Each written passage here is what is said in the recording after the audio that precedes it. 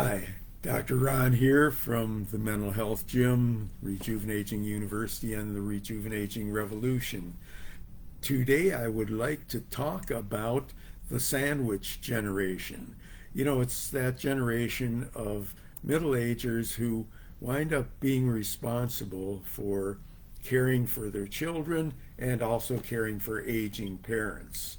Now, nobody would suggest that somebody who is an infant or toddler or uh, during childhood uh, can be independent, should be independent. Uh, they need care, loving to develop into the best person that they can be. So there's a real obligation if you bring children into the world to make sure that you are doing everything you can to promote their physical, mental health, intellectual functioning, socialization, and so on. The same thing, though, does not have to apply to the older age ranges. As many of you know, one of my real passions, in addition to positive psychology and goal achieving psychology, is the active aging process, the one that I've developed that I call rejuvenaging, the art and science of growing older with enthusiasm. Now, if somebody starts during middle adulthood or even earlier to embrace the principles of rejuvenaging, there is a real good chance that they're going to be able to function independently, going to require less care, be less of a burden on their middle-aged children than somebody who doesn't think in those terms proactively.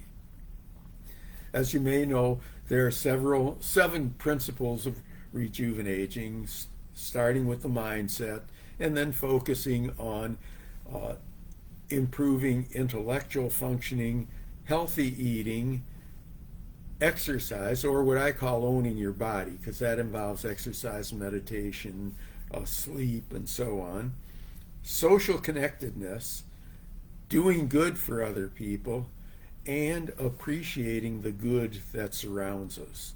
I think I've identified all seven. But if you develop a lifestyle that is based upon that, and you can start at any time, so it's never too early or never too late, you can have the goal of saying that, hey, this is not something where I have to be part of a sandwich generation in my older years.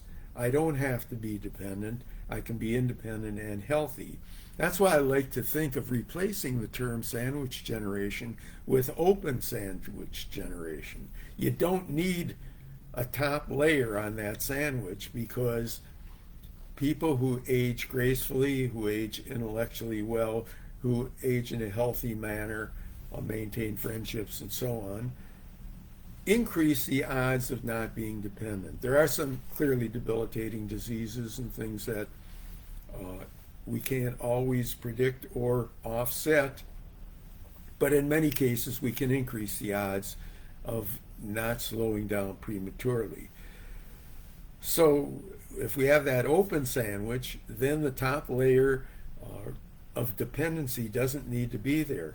The bottom layer of dependency, education, help, and so on that's required for children needs to be there.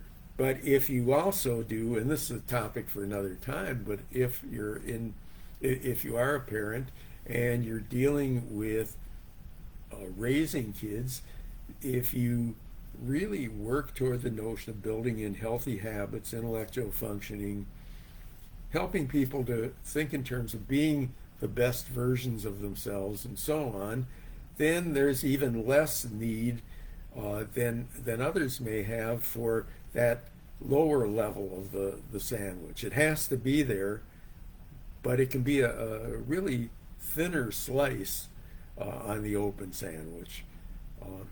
In just thinking about health, it probably should be whole grain, but it doesn't have to be real thick.